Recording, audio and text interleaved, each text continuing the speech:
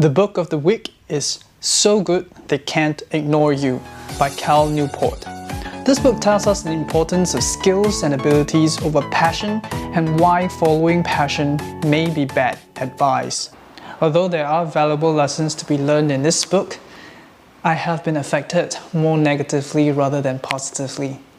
Let's talk about the positive first. The author Cal Newport began this book because of his obsession to answer this question. How do people end up loving what they do, while many others fail to do so? Through his research, he concluded that people who love their job may not necessarily have started with a passion for doing what they are doing. The love for their job was developed along the way as they become better at what they do. He also concluded that people who love their job has either one of these or a combination of these traits in their job: creativity, control, and impact. Creativity is the ability to push boundaries and not be limited by status quo. Control is to be able to have a say in what, when, and how you do your work, where even your boss has to give you some face.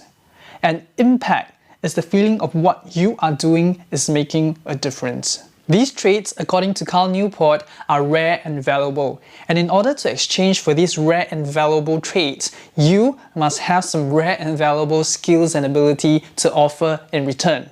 He termed your skills and ability as career capital. The higher career capital you have, the more you're able to exchange for these traits. And the way to increase your career capital is through deliberate practice. I've shared about deliberate practice before in the book Peak by Dr. Anders Ericsson.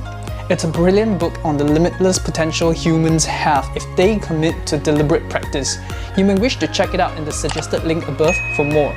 For now, I'll just briefly share about the main idea about deliberate practice being shared in this book. When doing deliberate practice, we must have a specific goal in mind so we can measure our progress. We must also have sources of feedback for us to know what to improve on. Our goals should be a stretch one, so it's just slightly out of our comfort zone, and last but not least, we must have patience in our quest to achieve mastery. It doesn't happen overnight. I'll now share what has affected me negatively from this book. First is the constant use of the word argue throughout the whole book. I know it's frivolous and it's nothing to do with the content, but Cal Newport is so good in using the word argue throughout the whole book that I can't ignore it. It's the way the book is written, and it really puts me off because it puts me in a negative state throughout the whole book, and I really struggle to finish it. I'm sure there are other words to use other than argue, right? Second, I find that some of Cal's research are quite biased and he's just tweaking them to his benefits. Let me share with you this paragraph in his book. This is what he wrote. Let me be clear about something. I really don't care if Jordan Ties love what he does. I also don't care why he decided to become a musician or whether he sees guitar playing as his passion. Now, from this short paragraph, you can see how he has denied passion in a frivolous way, and it doesn't sit well with me. Finally, I do agree in general, most people may not have an innate passion, and some may not find theirs. Therefore, if they follow the advice of follow your passion, it may stress them out. I also tend to agree that when you get better at something, your passion for that may grow. For example, I started this channel to share useful knowledge so I can reach out to more people to inspire and empower their lives so they can save time and spend it on people or things that mattered most to them.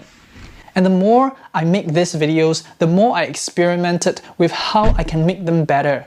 It takes hours and hours to make a video like this.